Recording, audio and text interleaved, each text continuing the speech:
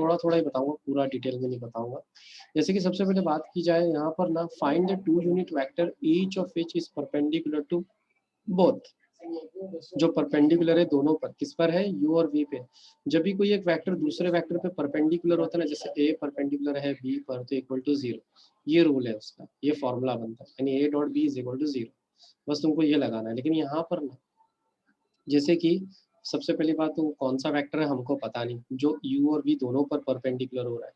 तो मान लेते हैं कि वो w है, ठीक है। तो मैं क्योंकि u और v दिया हुआ है इसलिए मैंने w ले लिया।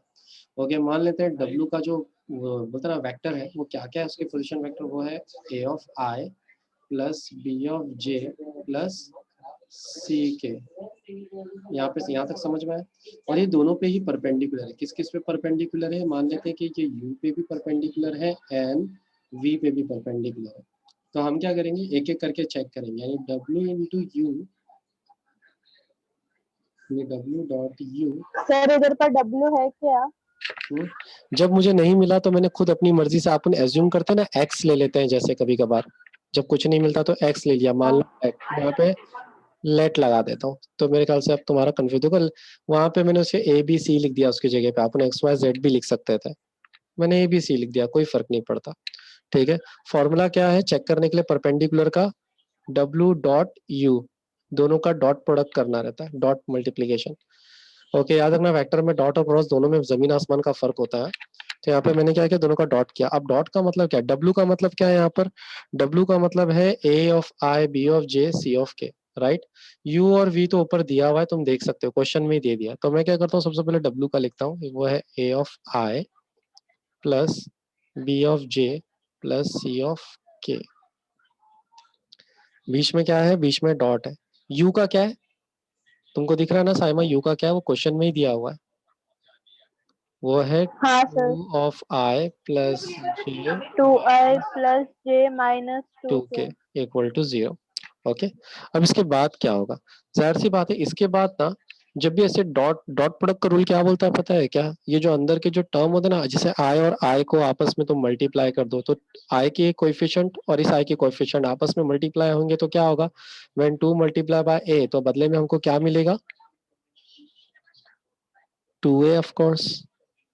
जब 2 मल्टीप्लाई होगा a से, जब i के कोफिशिएंट्स आपस में मल्टीप्लाई होंगे तो हमको क्या मिलेगा, 2a मिलेगा। उसी तरीके से j के कोफिशिएंट्स को भी आपस में मल्टीप्लाई करो, तो j के कोफिशिएंट्स को मल्टीप्लाई करेंगे तो क्या मिलेगा फरहान, फरहान सर b मिलेगा सर ना? बी उसी तरीके से k के कोफिशिएंट्स को 2 मल्टीप्लाई सी करो, minus 2 C 2c minus equal to 2c। 0। हाँ, सिंपल है कि नहीं, कैसे वो करते हैं, इतना तो समझ में आ गया होगा। इसको 1 बोल देते हैं। उसी तरीके से ना, ये अभी हमने क्या बोला कि मान लेते हैं ये W जो है U पे परपेंडिकुलर, उसी तरह से W जो है वो V पे भी परपेंडिकुलर है, राइट ना। तो ये सेम चीज हम V के साथ भी करेंगे, समझ में। अगेन वही सेम चीज यहाँ पे A of I plus B of J plus C of K। Okay, मैं तो कहता हूँ वेक्टर इतना आसान चैप्टर है ना, कि अगर कोई बच्चा इसका सिर्फ पैटर्न भी पकड़ लेगा ना, तो भी पूरा का पूरा चैप्टर गेट कर सकता है और स्कोर भी कर सकता है, इतना आसान है। ये v का है यहाँ पे -2j, राइट ना, -2k। ओके, अभी करने के बाद फिर से वही सेम चीज, i और i के कोएफिशिएंट्स को आपस में मल्टीप्लाई करेंगे तो क्या मिलेगा, a plus 2b a plus 2b minus माइनस 2c hmm equal to 0। Okay, अब हम क्या करेंगे, इन दोनों को सॉल्व करेंगे। दोनों के सॉल्व करने के लिए ना डिटर्मिनेंट का भी मेथड है, तो तुम चाहो तो डिटर्मिनेंट का मेथड यूज कर सकते हो। बोलते ना, मैं वहाँ पे डिटर्मिनेंट का मेथड कैसे यूज करने वाला, ध्यान से देखो। हाँ, यहाँ पे a आ जाएगा इक्वल b इक्वल c। अगर तुम लोगों ने डिटर्मिनेंट कभी सॉल्व किया है, तुम लोग को याद होगा, डिटर्मिनेंट याद है कि नहीं, थोड़ा सा बड़ा वाला हाँ डिटर्मिनेंट सर आता है। याद हाँ है। सर याद है ना। तो जब भी आप डिटर्मिनेंट सॉल्व करते हैं तो जैसे पहला वाला नंबर है वो लिखते हैं, फिर उसका जो भी बोलते हैं ना रो और कॉलम यहाँ पे लिख दिया जाता है, फिर सेकंड वाला माइनस में होता है हमेशा, राइट ना, फिर उसके और कॉलम। थर्ड हाँ वाला आपस प्लस। हाँ, तो यहाँ पर भी वही सेम रूल लगेगा, सेकंड वाला हमेशा माइनस में रहेगा, समझ में आया। ये इसलिए मैं बताया ताकि तुम लोग को ऐसा ना लगे कि ये माइनस कहाँ से आया। अब जाहिर सी बात है, जो ए है ना उसके नीचे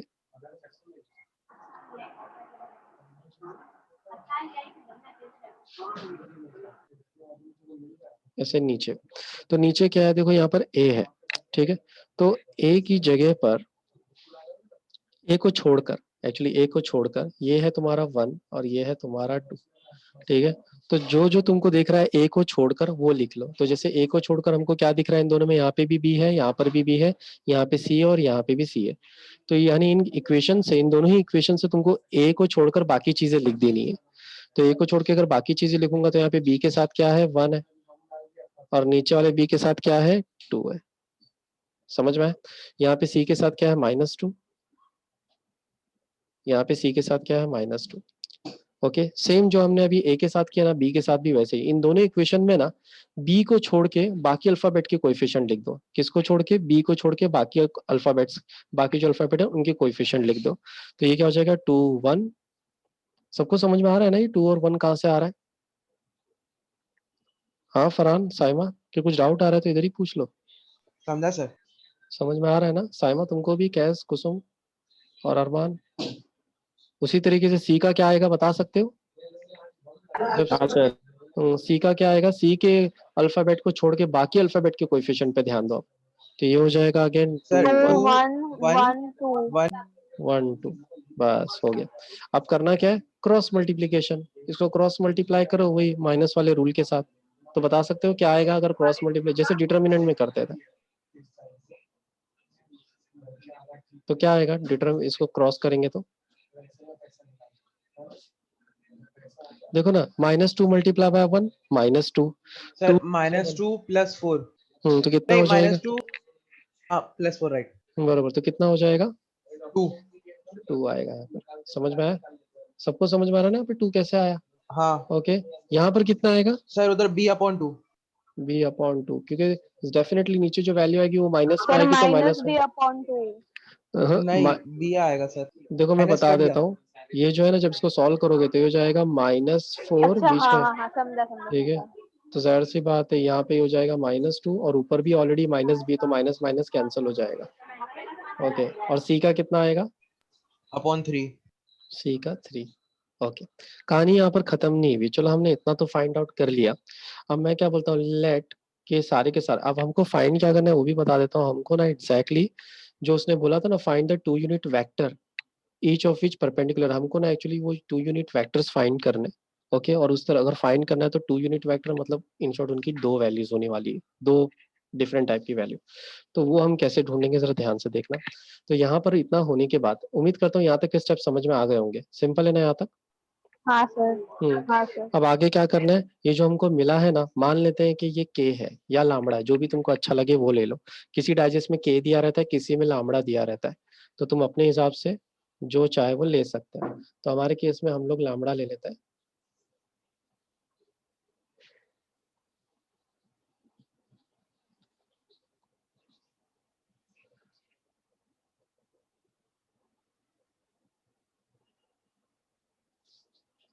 equal to lambda,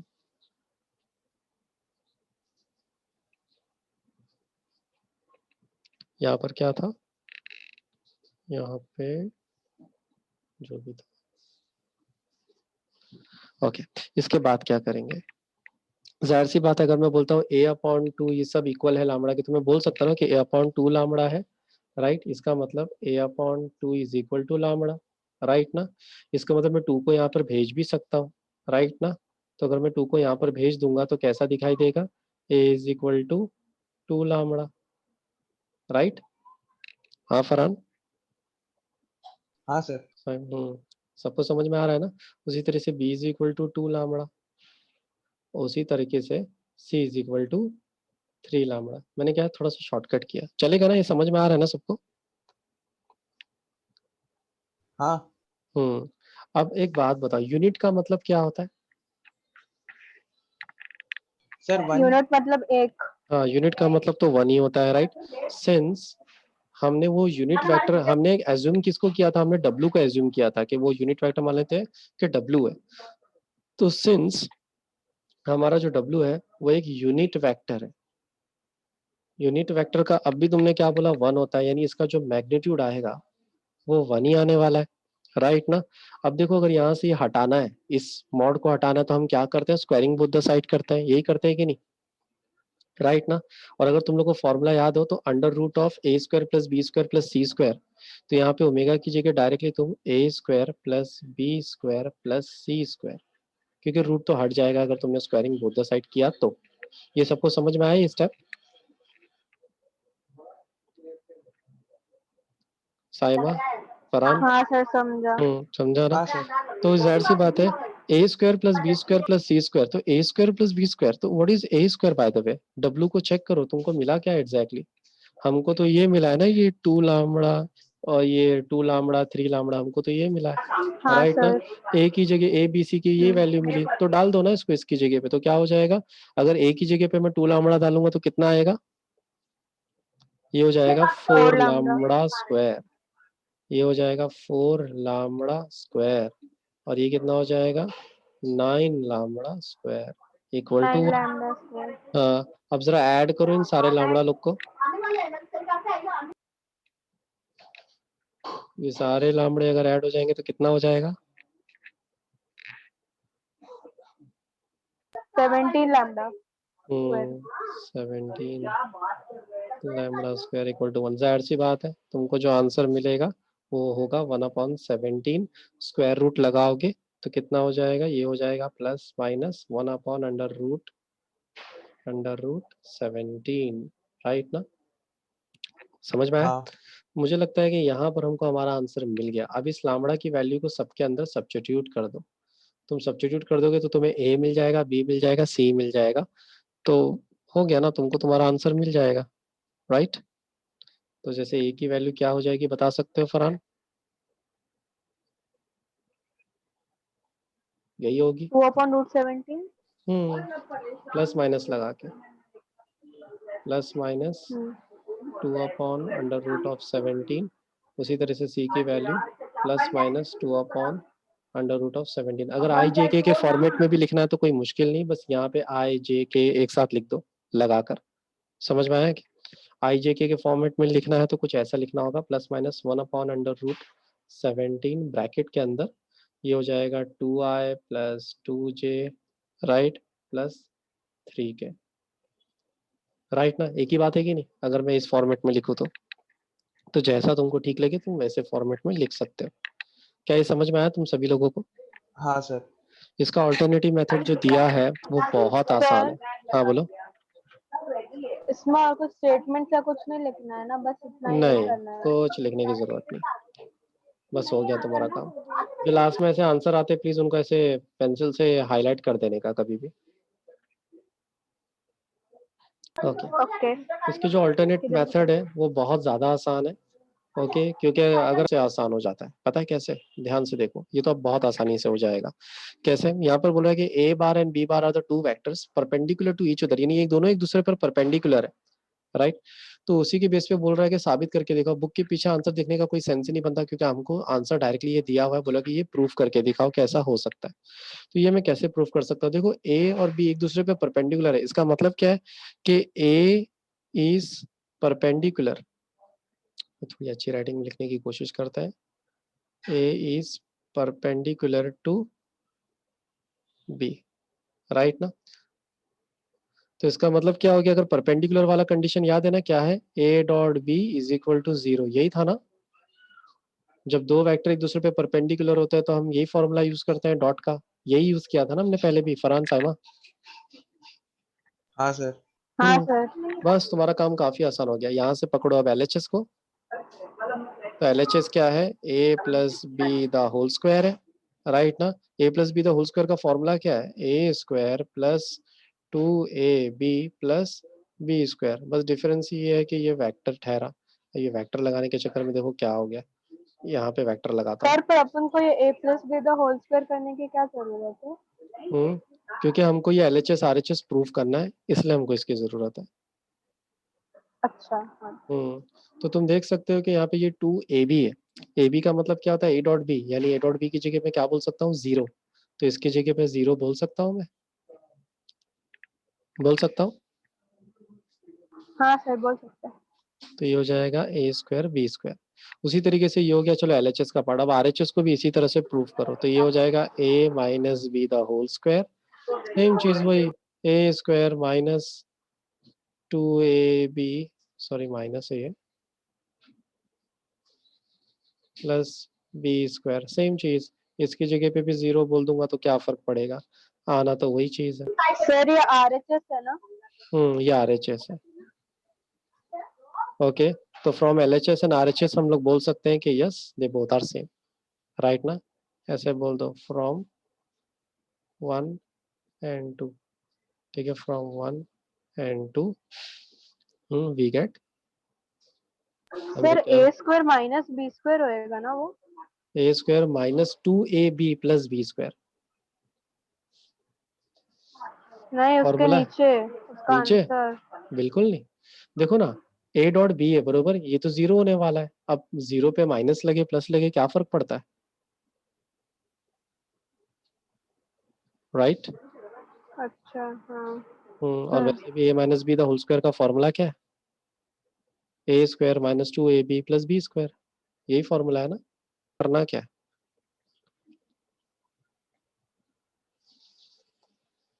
find the value of c so that for all the real x the vector, दो वेक्टर दिए गए काफी अजीबोगरीब तरीके से। सर जैसे फर्स्ट वाला अपन ने किए थे वैसे ही होएगा ना फिर ये? नहीं, ये अब तक के इन दोनों क्वेश्चन से अलग है। इसके अंदर एंगल फाइंड करना है, और वो भी देखो कौन सा वाला है, एब्ट्यूस एंगल। ज्यादा जब मैं ऊपर एक्सप्लेनेशन दे रहा था, मैं बोला था ना कि डिपेंड करता है कौन से वाले ट्रायंगल का लोग एंगल पूछ रहे हैं, कौन सा वाला एंगल है, 90 डिग्री वाला या उससे कम या उससे ज्यादा, डिपेंडिंग अपॉन उसके हिसाब से फॉर्मूला लगाना है। नहीं याद आ रहा है तो मैं एक बार फिर से दिखा देता हूँ। देखो ये है हमारा ऊपर का जो पार्ट था,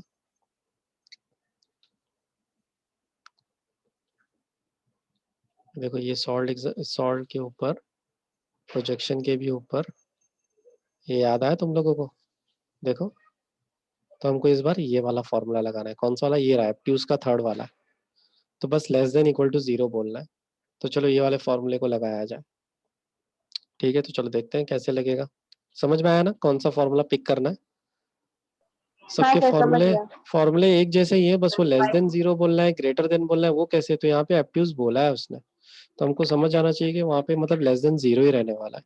तो सबसे पहले तो हमारे पास a दिया हुआ है, हमें कितना a दिया हुआ है, पहला वाला ये जो वेक्टर दिया है इसको लिख लो, 6j कैप प्लस 3k, मैं कैप नहीं लगा रहा हूँ। उसी तरीके से b कितना दिया हुआ है, b दिया है तुमको x of i plus 2 of j plus 2c x k। Okay, अब बोलते ना वेक्टर ए और बी दोनों के दोनों कौन सा एंगल बना रहे हैं, एब्ट्यूस एंगल बना रहे हैं, वो तो देख के पता चल रहा है।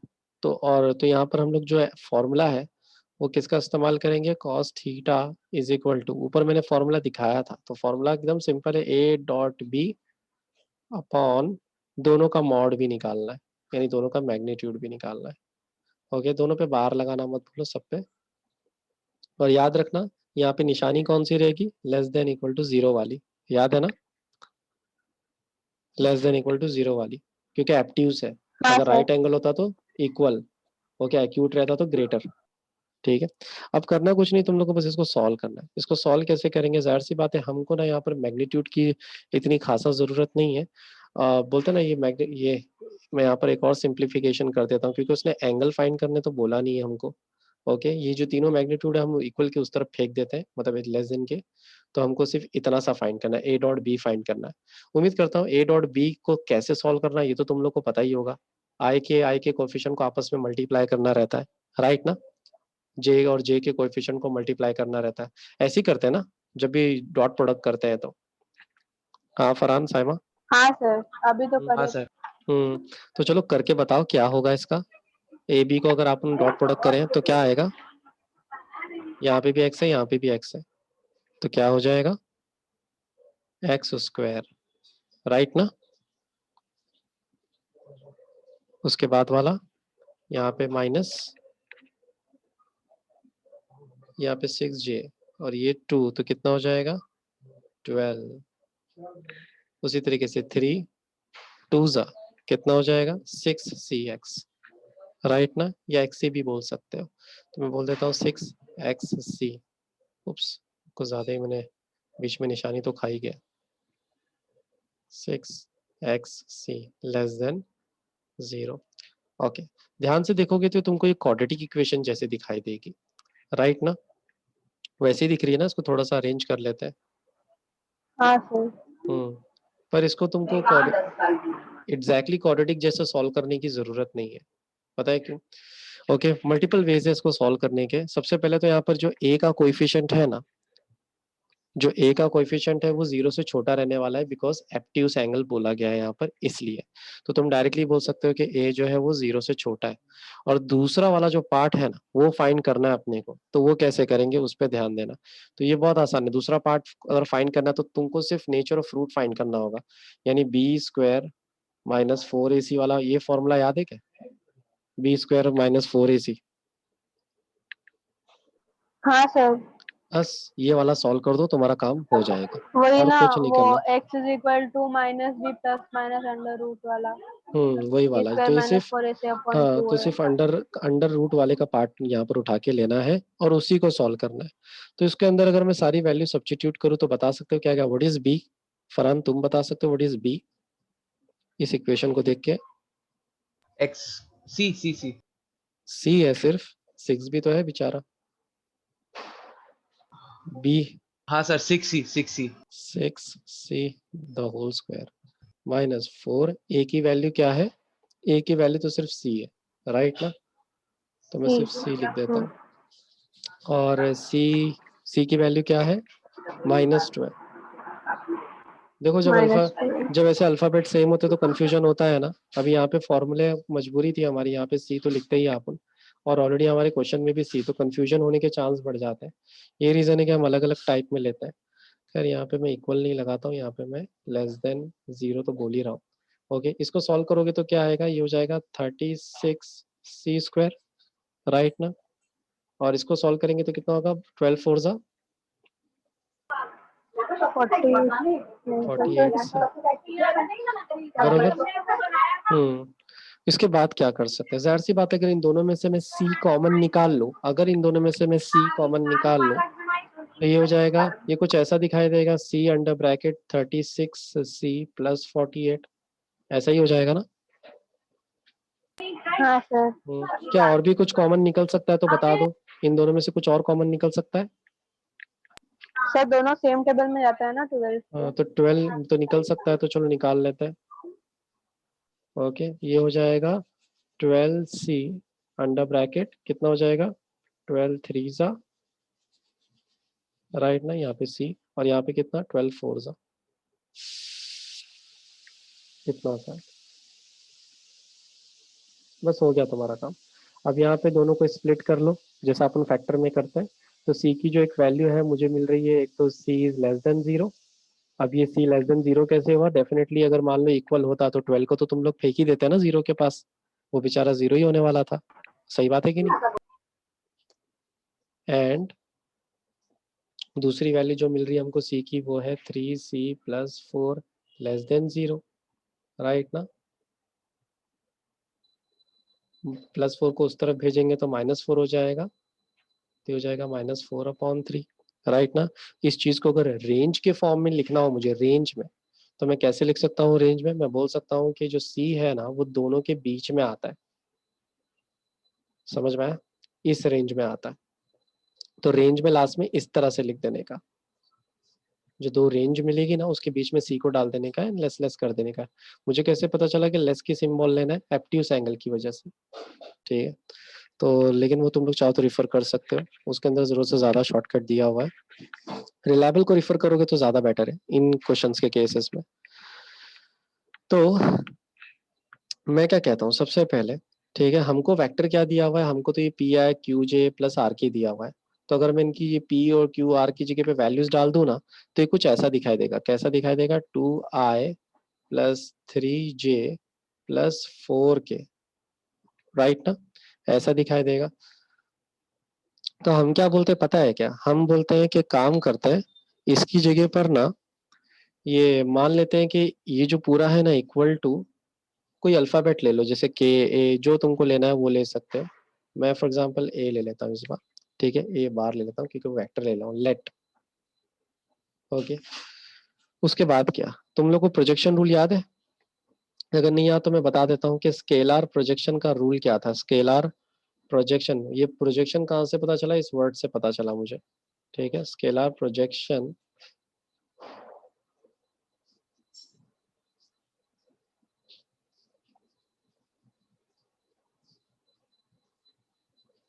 Scalar projection of A on B, okay.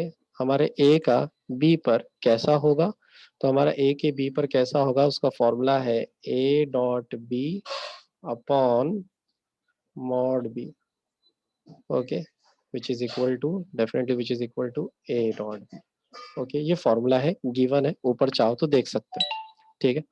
अब यहाँ पर ना थोड़ा सा तुम लोगों का यहाँ पर थोड़ा होने वाला है कंफ्यूजन, तो इसलिए मैं पूरी कोशिश करूंगा कि जितना मतलब सिंपल वे में समझा सकूं समझाऊं तुम लोगों को, ओके। अब पहले ना इसमें तुमको अलग अलग केसेस के लिए सॉल्व करना है, जैसे कि एक बार एक्स एक्सिस के लिए, एक बार वाई एक्सिस के लिए, और उसी तरीके से एक बार जेड एक्सिस के लिए, ओके। याद रखना जब एक्स एक्सिस के लिए सॉल्व करोगे तो हमारा जो आई जे के है ना कहीं हमारे एक्स वाई जेड को ही दर्शाता है। तो जब एक्स एक्सिस के लिए सॉल्व करोगे तो एक्स को यूनिट मान के चलना, मतलब 1।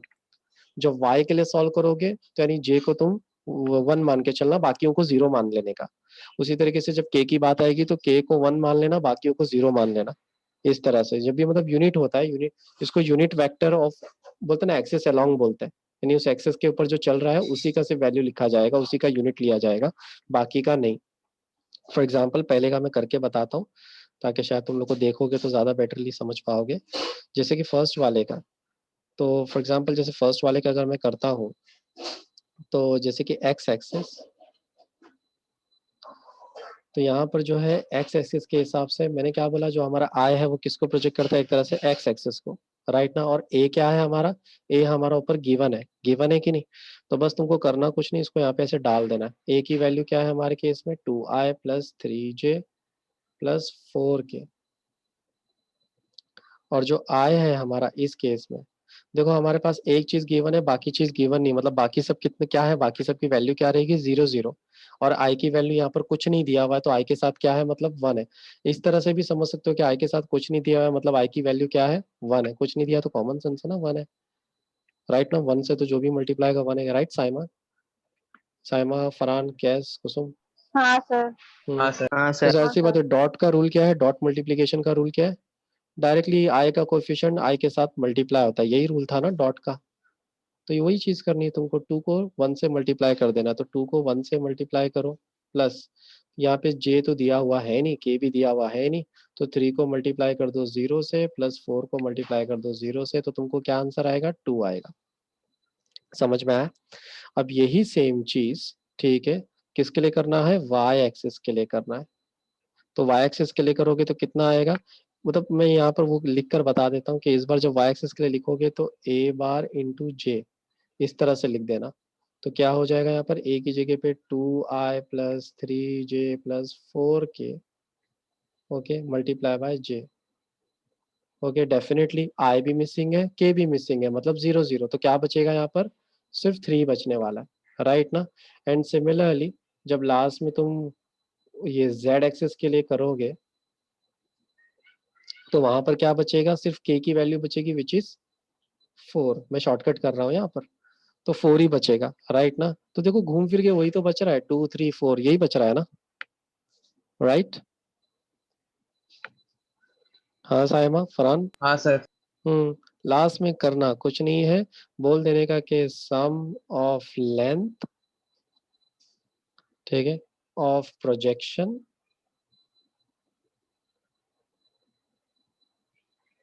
Of projection